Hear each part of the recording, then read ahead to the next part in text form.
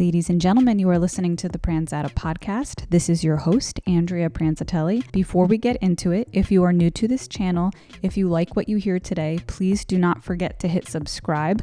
I am very, very close to my first 1,000 subscribers, and that's where the real magic starts to happen on here. So if you could subscribe, that would really mean a lot to me to help me reach my goal. Also, quick announcement for the people who are returning listeners. I am only going to be doing audio podcasts for a while because I'm currently saving up for a new laptop that will allow me to have more processing power to process large video files. Right now, my laptop can only handle shorter video clips, so I still make my music clips, but if you want me to get actual long format video podcasts on here, I can't until I save up for a new laptop that will allow me to do so. I do have a link to my Venmo account below. Any loyal listeners, if you want to make a donation, 100% of the funds will go towards a savings account for my new laptop. And honestly, even if you can donate something like 50 cents or $1, that would make a huge impact. You do not have to send me $20, $30, $40, $50, nothing like that. Even just $1 makes a huge difference. Okay, so let's get right into it. This is a solo podcast again. I am going to be getting in-person guests again, and they are going to be audio only, unfortunately.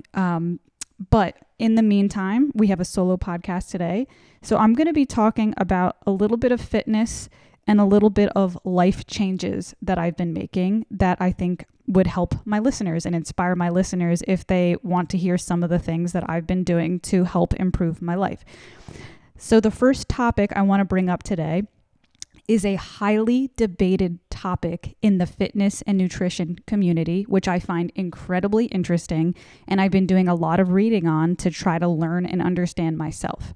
So this topic is, what is the secret to getting in shape and losing weight? Now, there is an argument in the fitness and nutrition community, and that argument is some people think that it is 100% calories in, calories out. And to break that down for some people who are not fitness nerds or who are just new to understanding diet and nutrition and fitness, what that basically means is the only way to lose weight is to eat less calories than you burn throughout the day. So again, to repeat this, there is some people in the fitness and nutrition community that believe that calories in and calories out is really the only thing that you need, the only formula that you need to lose weight. Now, there is another group of people in the fitness and nutrition community that believe that this is total BS, that that's not how it works at all, that 100% of your results come from your hormone function, how your hormones are functioning. So I'm going to bring up two very popular names in the industry, but these, keep in mind that these are only two names. There are tons of people that are divided on this issue. But two of the big names that come up to me are Dr. Lane Norton, who is a believer that calories in, calories out is the answer to how to lose weight. And then the other name that comes to mind that I think is huge, has the opinion of hormones is the only thing that affects your weight loss, is Dr. Jason Fung. Now, I want to give you guys my opinion because I've done a lot of reading on this topic, but I want to make a disclaimer before I give you my opinion on whether I think the answer is calories or hormones. I just want to say, disclaimer, I am not a nutritionist. I am not a fitness influencer. I don't have a degree in fitness, health, or nutrition. I'm actually a musician, to be completely honest, but I am just a fitness and nutrition nerd. So I do read a lot about this, and I can share you my own anecdotal experience from my personal life and is what worked for me. I just want to make that as a disclaimer. Okay, so after doing a lot of reading and doing a lot of experiments in my own personal life, my opinion, and again, my opinion on this issue is that the correct answer is technically calories, but it's complicated. I'm going to say that again and then I'm going to explain. I think that the correct answer, the group of people which I think are more correct, is the calorie group. So Dr. Lane Norton in this case is correct that the answer and the secret to losing weight is 100% calories in, calories out, but hormones matter and it's complicated. So I'm going to give some specific examples from my life or specific examples of things I've read to try to prove my case. The first thing I want to say is, well, just from my own personal life experience, counting calories has always worked every single time for me. However, this is where it's complicated comes in. I've always been very health conscious, and the calories I consume typically are what I believe to be healthy calories. I really take my time to try to learn about what foods have high nutritional content. I'm really cautious not to eat added sugar. I'm really cautious not to eat too much gluten in my diet. I make sure I get my green vegetables. I make sure I get a wide array of fruits. I take vitamins. So this is where it's complicated comes into the picture, because while counting calories has always worked for me, I never technically tested this theory out by eating just only junk food or a large amount of junk food in my diet. So with that being said, I feel like I need further evidence. So I'm going to discuss other things that I think are evident of that. So, and before I move on to those other pieces of evidence, I just want to say personally that I can't speak from my personal experience, but I could speak from people I've observed that were very close to me, that I knew them close enough that I saw what they were eating every single day. My ex-boyfriend, for example, he was very, very thin, and it was absolutely effortless for him to stay in shape and have a great abs. Like he just had like a flat stomach and natural abs. He ate so much junk food, and I'm sorry if this ex-boyfriend is listening, I'm not going to call out his name, but I lived with him for a year. He ate a lot of junk food. I mean, he ate fast food, Wendy's, McDonald's, Burger King, candy. He was like a big candy nut. So it's like, okay, well, even though this isn't me, I've observed him enough to be able to see his habits and his behaviors. So it's like, wait a second, he's not eating healthy food. He's eating junk food, but he's effortlessly thin. So wouldn't that be more evidence to hormones that are keeping him thin? And I actually think not, because I even asked him at one point, I was like, how the hell are you so damn skinny and you eat whatever the hell you want? And he explained it to me. He's like, honestly, yeah, I do eat whatever I want, but I don't really eat a lot. So then once he said that, I started observing him more, and I was like, oh yeah, he really doesn't eat a lot. Every morning he would wake up and he would have black coffee, and he wouldn't eat any breakfast. He would just go to work off of black coffee. Then when he came home, he would only eat candy, and that's what he would eat when he came home. He would occasionally stop at Wawa and get like a little sandwich, but it was always a tiny sandwich from Wawa and a bag of candy, maybe more coffee. And then at night he would go to a fast food restaurant and he would stop by and get like something from Burger King or whatever. But that's all he would eat for the whole day. So it's like, okay, now this is a little more evident of, yes, he eats junk food, but he really, like, when you actually add up the calories, it wasn't adding up to as much calories as a active grown man, because he had an active job where he was walking around all day, needs to consume. So it's like, okay, well, there's a little evidence right there, but I don't feel like that's enough evidence. So I'm going to keep digging my point of view further. So now I'm going to speak more from my specific life. Antidepressants. So I took antidepressants. I've been on them on and off my entire life, ranging from small doses as small as 6 milligrams or whatever the exact milligrams is, like when you cut the pill to that level. But I've ranged from about 6 milligrams all the way up to 50 milligrams. I've never gone below that or above that. I've gone off of it sometimes, but when I was on it, I was always between that range, 6 to 50 milligrams, depending on how I was doing. And almost without fail, every single time I go on antidepressants, I lose weight. Now, at first, that might be evident to the point of view that, well, look at that. That's hormones. You didn't do anything different. But hold on a second. When I'm depressed, I lay around all day and I do not get up. So, okay. And why I even bring up hormones, let me backtrack a little bit before I further my point. Antidepressants release serotonin in your body, which affects your hormone. I believe serotonin, I'm not a scientist, so you might want to fact check me on this one, but I believe serotonin is a hormone, right? So antidepressants, the one I'm on specifically is sertraline, generic sertraline, which is akin to Zoloft, and it releases serotonin in the body. And that serotonin gives me the energy to stop laying around all day and become more active. So at first glance, because I remember one time I even went to the doctor's office and I went there to get a prescription for Zoloft, and I had the nurse, and the same exact nurse, I had a checkup appointment 2 months later. The same exact nurse was there, and she weighed me and she said, "Oh my God, you lost a lot of weight since your last visit. And that was only 2 months ago." And she was like, "Was that just all from this sertraline? Was that all from this Zoloft pill that you've been taking?"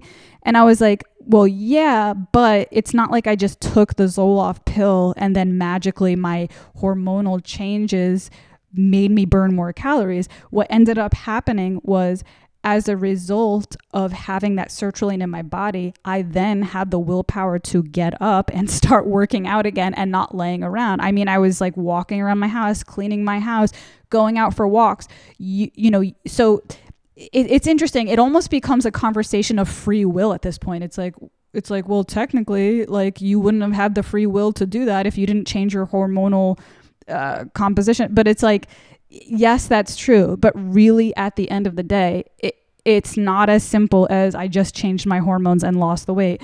I changed my hormones and then got up and exerted more calories, and then I lost weight as a result of that. And again, this is just opinion based, but I'm highly suspicious that the same goes for people who gain weight on Zoloft. Because I hear some people, if you look at the side effects of Zoloft, they will usually say people will either gain about 10 pounds or lose about 10 pounds, and it's different for every single person. I feel like that's very strange, and that's very specific, that every single person's going to react differently, and some are going to gain 10 pounds and some are going to lose 10 pounds. If you ask my opinion, I think that's 100% behavior reaction based. Maybe some people, when they go on Zoloft, it relaxes them so much that they chill out and they lay around more. Like it actually numbs them a little bit. And then maybe other people like me, it gives them maybe the people who really need it. Not saying that the other people don't need it, but I'm just saying, like, maybe this is a proper use or like a proper pill for people like me. People like me who I get depressed and anxious and don't want to leave the house and don't want to do anything. For me, it creates a behavioral effect where I get up and start doing anything.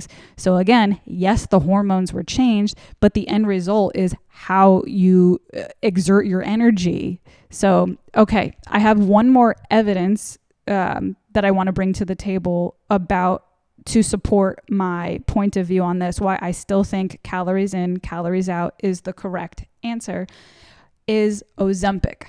Now, I want to bring this up because I feel like a lot of people listening to this, if they're more in the camp of, no, it's hormones. For example, what about Ozempic? Ozempic changes your hormones and people are losing weight without even trying now. So there you go. It's all hormones. So I looked into this because I thought of this myself and I said, wait a second, maybe I am wrong because of Ozempic. But after doing further research on this, I found out that Ozempic directly affects your hormones. It mimics a naturally occurring hormone in the body called GLP-1.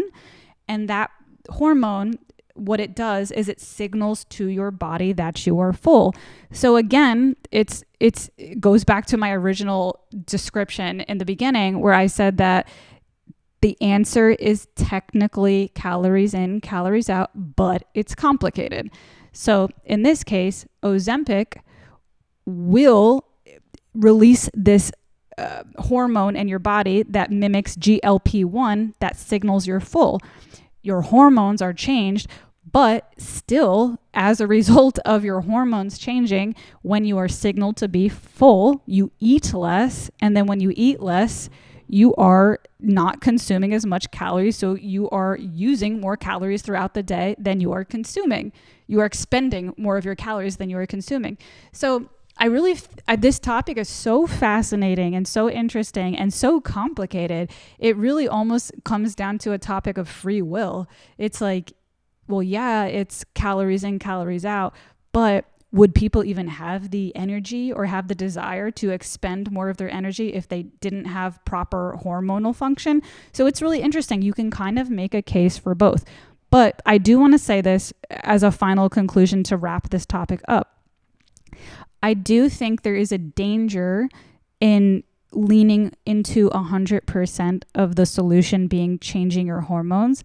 Yes, of course, you do want to make sure that your hormonal function is smooth and healthy and that you're getting a lot of nutrients and that you're eating foods that are going to give you the energy that you need to sustain a healthy workout, etc. Of course, hormonal function is important, but I do think there is a danger in leaning too heavily in that camp, in that school of thought versus calories in, calories out. Because I think in some cases, I do think some people on the internet will try to sell you really expensive products as a way to get you to believe that all you have to do is change your hormonal composition, or I don't even, by the way, I'm not a scientist, so I'm not saying that, I don't know if I'm saying that correctly, but you know what I mean. Is it hormonal composition, hormonal function, like proper hormonal function? There are doctors out there who might try to say, wait a second, here's a group of people who just thinks all they have to do is change their hormones. Let me sell this really expensive health product to make them believe that if they take this pill, then they're going to magically fix their hormones and start losing weight like nothing. No, I think that that's a way, I think that's a scam, because I think that unfortunately, hope is a really expensive industry. Like, people make a lot of money off of offering hope to people. So I'm not necessarily saying that vitamins and supplements aren't good for you, but they are always, in my opinion, always going to work best in the context of diet and exercise with it. I do not think there is a magic pill, even Ozempic, that you can take that is going to solve all the problems. You need to take radical responsibility for your health. And I think it's dangerous to assume that it's all hormonal function and that there isn't any personal accountability to start exercising and eating, actively trying to eat less. So that's my opinion. That might make some people angry, and I'm really sorry about that. But I find this topic so interesting and so fascinating. And I'm also open to changing my opinion if somebody has evidence to prove me wrong. And, you know, again, I want to repeat this from the beginning. I'm basing this off of my own personal life experience. So I'm not a professional doctor or anything like that. But for the listeners, you know, people listening, I'm curious to know your opinion below. What do you think is the correct solution, you know, to if somebody wants to lose weight? Should they attack that from a position of 100% it's your hormones, or should they simplify it and just say calories in, calories out, or a combination of both? I tend to lean towards a combination of both, actually, but at the end of the day, I still believe that the answer is calories in, calories out, period. Okay, so next topic.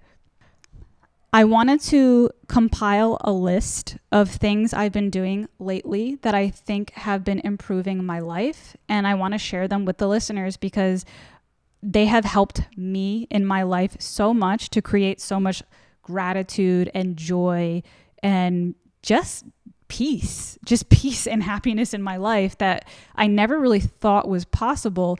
There's a large list. I could make a list of 10, 20 things, but just to keep this podcast from getting too rambly or from being too long, I brought up 5 things. So, okay, here are 5 things that I started implementing in my life that produced radical changes in my life. And here are 5 things that if you want to try them, I believe they will also help your life immensely. First is meditation.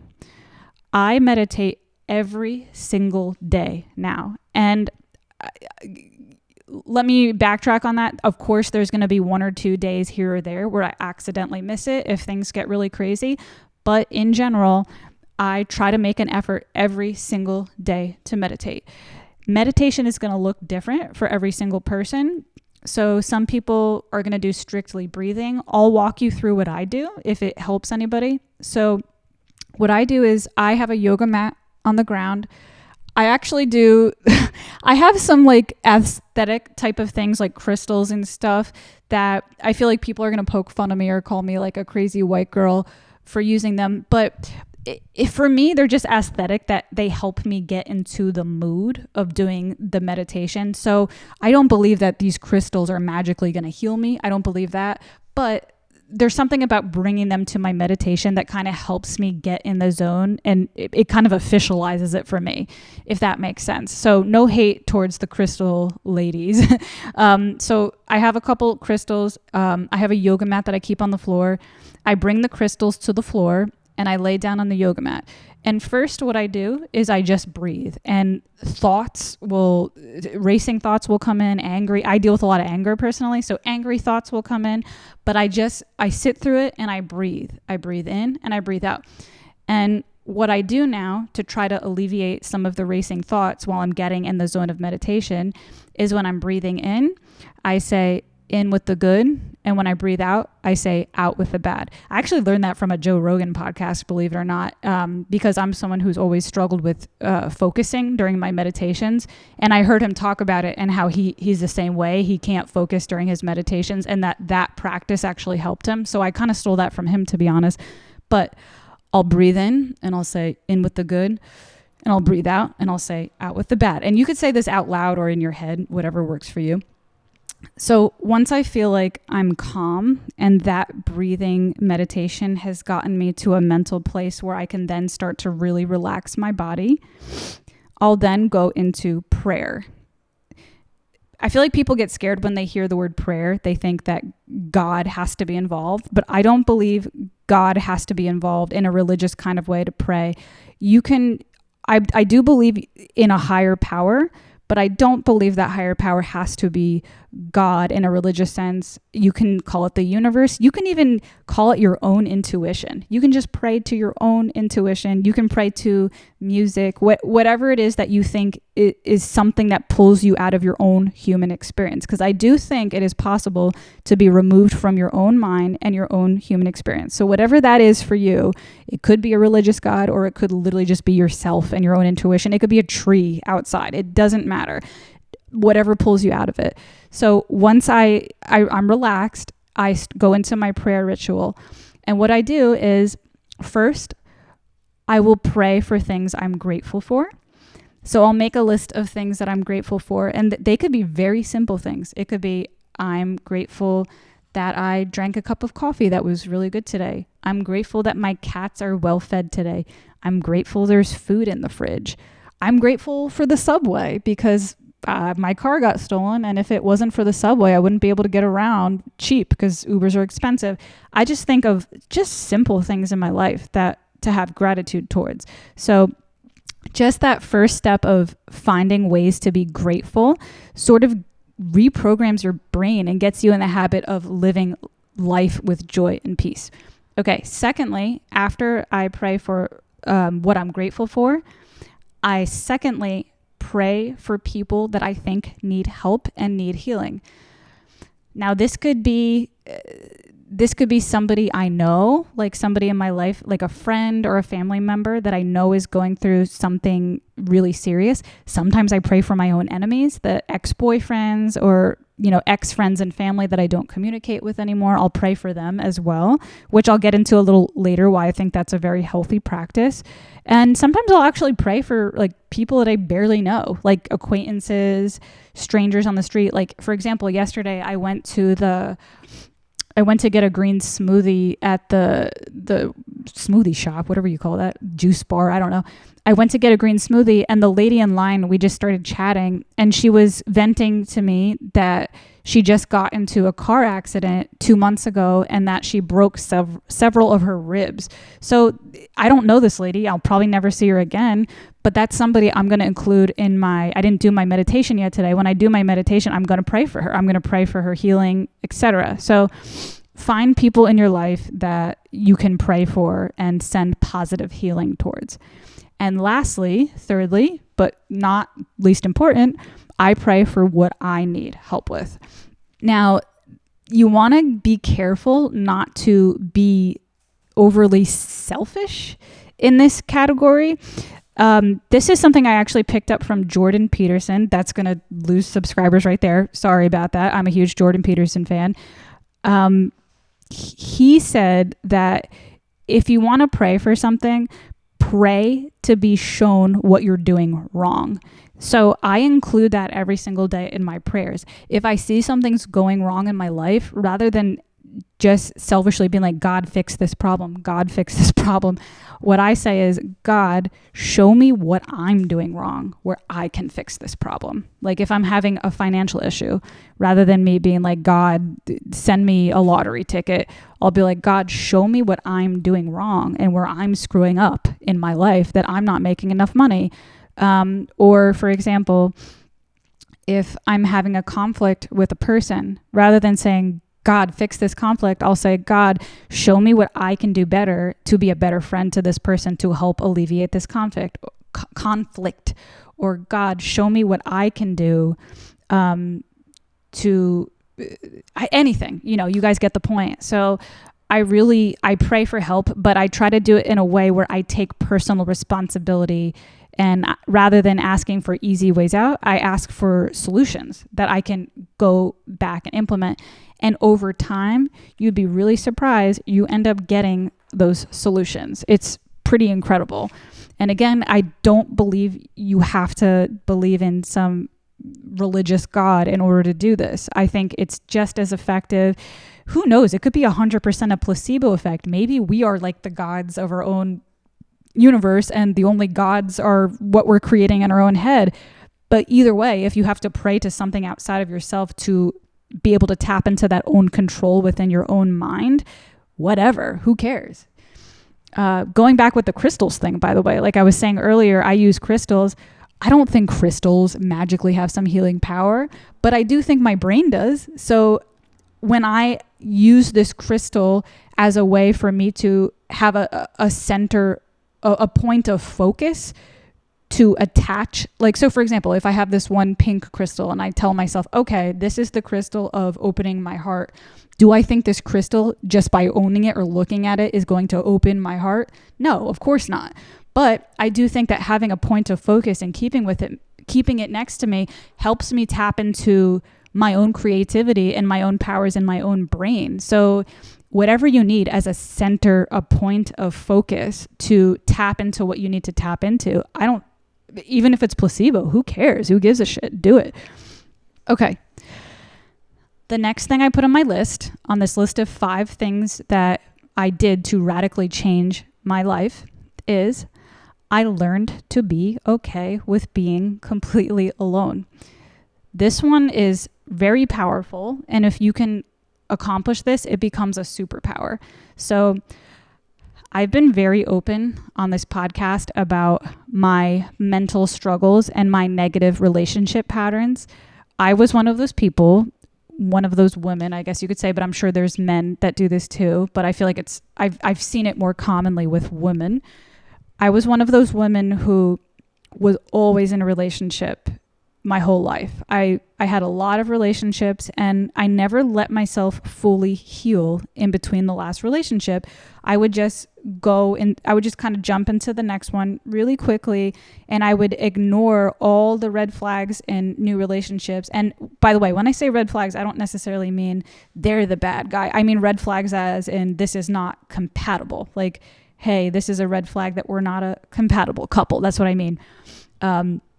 But anyways, I would just sort of give in to sexual attraction And I wouldn't really take the time to get to know a person and look for those signs and red flags that we were not a compatible match for each other.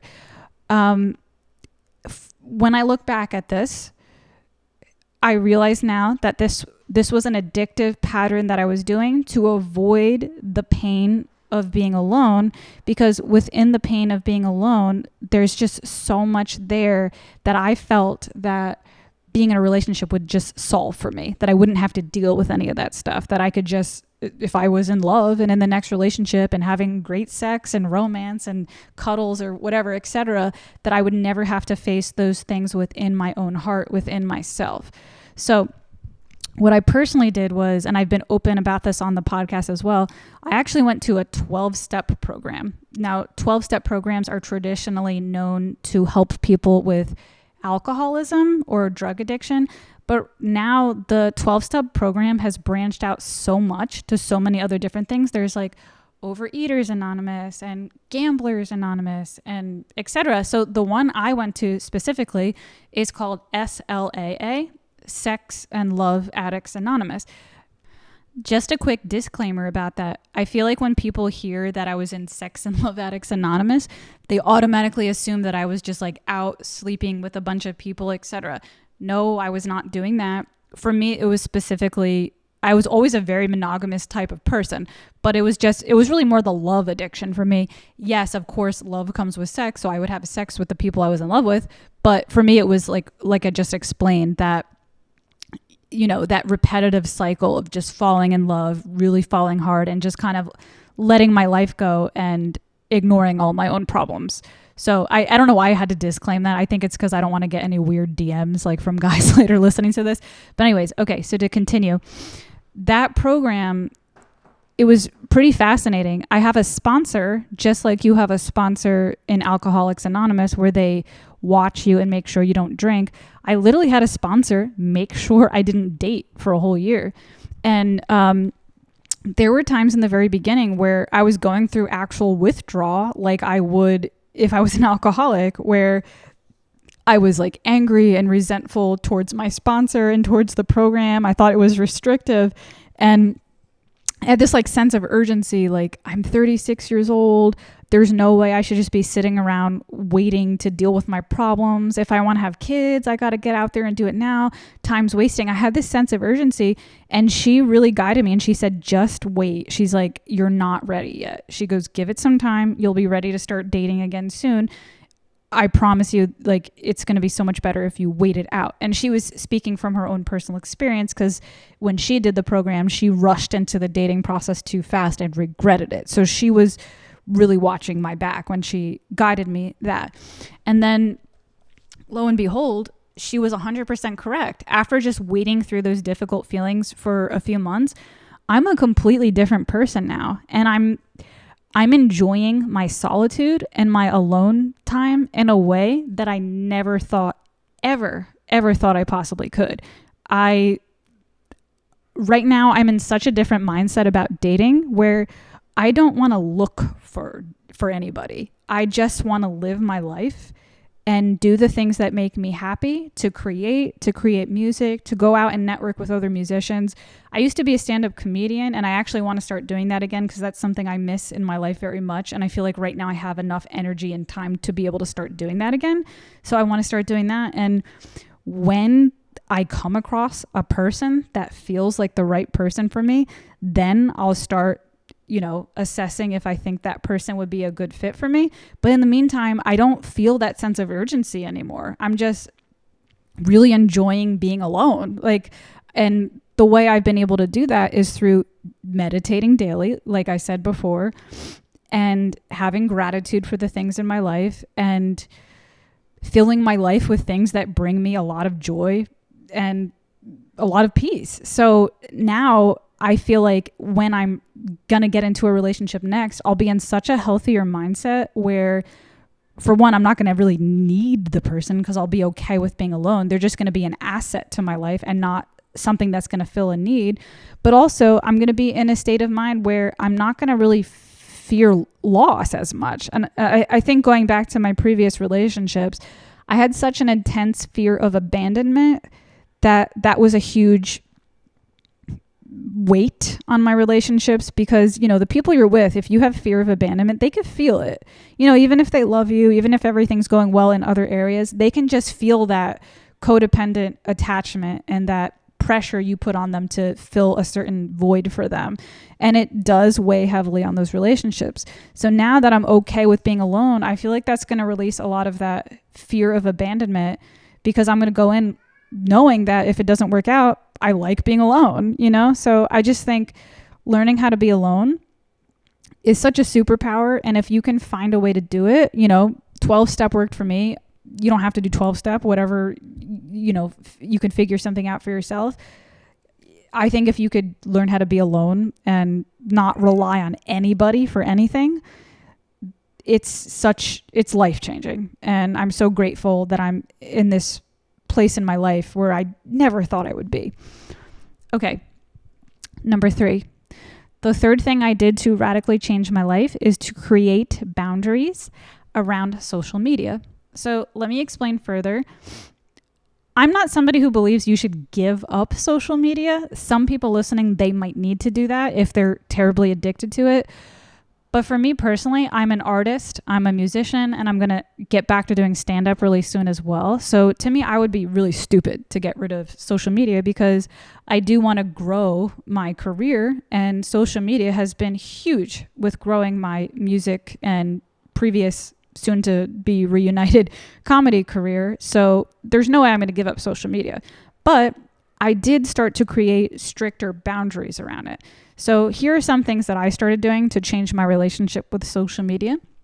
1, this one's hard, but I actually stopped checking who watches my stories. Because when you really think about it, what's the purpose of that? It's a very self-indulgent, narcissistic type of thing to say, I posted something. Who watched it? Who exactly watched it? Did my ex watch it? Did this bitch watch it? Is this person, what's the point of it? You know what I mean? I feel like it's a self-indulgent thing to know who's watching you. I mean, of course, there might be safety reasons, I guess, to watch it. Let's say you have a stalker and you want to make sure this person isn't obsessing over you. So you could check for those reasons. But besides that, it's I just feel like for me personally, I had such a healthier relationship with Instagram when I stopped checking who's watching. I just post what I want to post and that's it. Another thing I started doing was I started just putting my phone in other areas of the house when I'm doing things.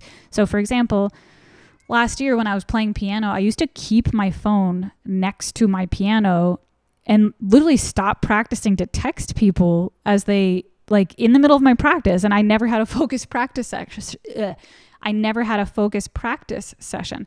So now what I'll do is I'll literally just keep my phone in my bedroom and I won't touch it till I'm done practicing piano. So getting the phone out of your pocket, I think, is huge because the temptation is really real and really big. And I think just creating some distance from the phone makes a huge difference. Another thing I did to change my relationship with social media is I created strict boundaries of how much time I'm allowed to use Instagram. By the way, my specific addiction is Instagram. I'm not much of I have a Facebook, but I barely use it. I don't use Twitter. I don't use Snapchat, but this could apply to any of these things. So, and by the way, I didn't include this on my list, but I should just throw this in there right now. Another thing that makes it easier is just pick one platform so that you're not jumping from platform to platform to platform, because I feel like that makes the addiction worse. So many people tell me, why aren't you on TikTok? You're going to be so successful if you're on TikTok. Why aren't you on Twitter? You should. And I'm like, I don't have time for all that. That sounds like a headache. If I could ever afford an assistant, they could do that for me. But I'm personally not doing that. My thing is Instagram and YouTube. That's it. And I don't fuck around with anything else because it's just too much. So I actually think I'm going to include that spontaneously, that if you can simplify your social media apps to a few that you really like, that kind of makes everything easier. But furthermore, the last point I was going to make is I started putting restrictions on my phone. So I don't know how it works with Androids, but with iPhone, if you go to your settings and you scroll down, there's something that says screen time. If you go into screen time, there's all these settings you could put on. One is called downtime. So I have a downtime schedule on my phone, which means that my phone doesn't allow me to use anything between certain hours of the day. For me, that's I'm allowed to use my phone 10 a.m. to 9:30 p.m. After 9:30 p.m., it goes into downtime, and there's only certain things I could use. Like I have certain contacts that I have as an emergency contact. Like I literally put 911 on there because I'm like, okay, what if a burglar comes in here and I'm during downtime and I don't have enough time? Because you can, by the way, you can just type in a code to get you out of downtime, but it's a pain in the ass. So I made sure that before I created my downtime settings that I had certain like emergency contacts available all the time, like 911 or certain friends that I could call if there's an actual emergency, and certain apps. Like I have my bank account off of downtime because if I need to pay a bill or something in the morning before, my active hours start, etc. So you can create like specifics around your downtime. Another thing is, besides the downtime settings, there's also something called app limits. So you can go directly into certain apps and you can limit how much time you're allowed to use them. So right now I have Instagram set for 35 minutes a day. Originally I tried 15 minutes and I found that I kept like typing in the code that it wasn't enough for me.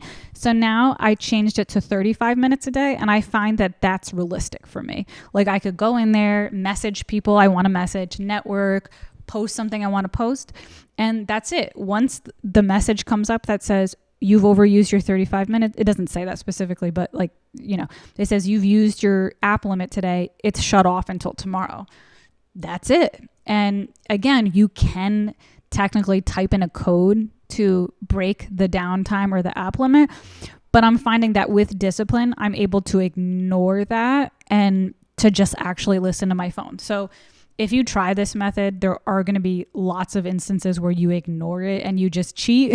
But with time and practice, it at the very least creates like a little bit of awareness of how long you're using your phone. And with practice and discipline, you can actually get yourself to a point where you are using these things far less. Okay, so the fourth thing I included on this list was letting go of resentments. This is a huge one for me. I struggle with a lot of ruminations. I struggle with a lot of anger issues. And I feel like I know a lot of people who struggle with the same thing. I think about things in the past that hurt me. I think about people in my life actively that I feel hurt by. And it gets to me a lot. And I started getting in the practice of actively trying to let go of resentments every single day. Now, that doesn't mean I'm great at this yet. This is something that's more of a work in progress for me. But just the act of being aware of this every single day is already a step in the right direction. So one thing I do, which I mentioned earlier in the podcast, is I pray for my enemies. So I'm not saying that magically all my anger disappeared. I'll notice myself going through my angry ruminations, but then when I go to my meditation session, I'll sit down and I'll actually bring this up in my meditation session. I'll say, hey, I was really angry at so-and-so today, but God, universe, higher power, please help me to let go of this resentment. Even though I'm angry at this person, I love them and I really wish them the best and I really hope they're doing well, etc. So I just found that by getting in the act of doing this every single day, it doesn't necessarily make your anger disappear, but it builds enough awareness around this issue that you start to detach yourself a little bit more every single day from your anger and your resentments towards people. And I think I mentioned this on the very last podcast, but I used to have such an issue with resentments that I would be angry at complete strangers that were rude to me. And I'm still currently working on letting go of anger towards like ex-boyfriends, family members that hurt me, friends that hurt me, etc. But I've noticed at the very least, I'm no longer emotionally attached to when strangers are nasty to me, which I think is, even though that seems like a minor thing, it's huge, because I'm the type of person that if someone gave me attitude in public, I would think about it for hours and like ruminated about it for hours. And now because I've gotten to this practice of praying for my enemies, it's so much easier for me to let those things go and not let it affect me anymore, which I think is huge. Now, keep in mind, it's still a work in progress for me to let go of anger of past situations or current situations where people are irritating me, but I'm taking responsibility for this, and I'm trying every single day to work on this. And I think that's huge. So, it's a work in progress, but I feel like I know it's an issue for me, and I'm doing everything I can to try to work through it. And I think that's so important. Okay, lastly, the last thing I did this year that I think radically changed my life is I took full responsibility for my health. So that could have like 20 subtopics that branch off from just that statement. That's a little bit of a broad statement, but if I can give some concrete examples. For example, earlier this year, I was having serious digestive IBS type symptoms, and doctors couldn't help me. It kind of felt hopeless. So what I did was I put in the time and research to look up different remedies for IBS on Google, and I actually did them, and they actually worked. So just to give like a specific, like what I'm talking about, when I was having these serious digestive issues, I found a diet called FODMAP diet, FODMAP.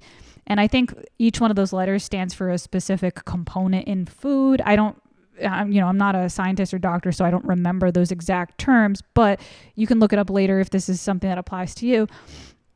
The FODMAP diet was designed to help people with digestive issues, and they include foods on the diet that are generally very easy to digest for almost everybody, for most people. Of course, like everybody's different, but for the most part, these foods are easy to digest for most people. I tried the diet, and it actually worked. It actually fixed my digestive issues. What it did was it brought things down to such a bare blank slate, because it was a pretty restrictive diet, but all the things I was consuming was pretty easy to digest. And then slowly but surely, I started adding little foods here and there back into my diet to see what worked and what didn't. And then by doing that, I was actually able to find my triggers. And to even share my triggers, I found out that I can't digest really fatty cuts of meat, like hamburger meat with a lot of fat in it. My body doesn't do well with avocados, believe it or not. I don't know if it's the fat component, but I can't digest avocados. I can't digest beets, and I can't digest sweet potatoes. And these are all things that I thought were crazy healthy. Also, I want to add this in too. There's a lot of talk about fermented foods. I found out that I can't digest most of the fermented foods. I can't do sauerkraut. I can't do kimchi.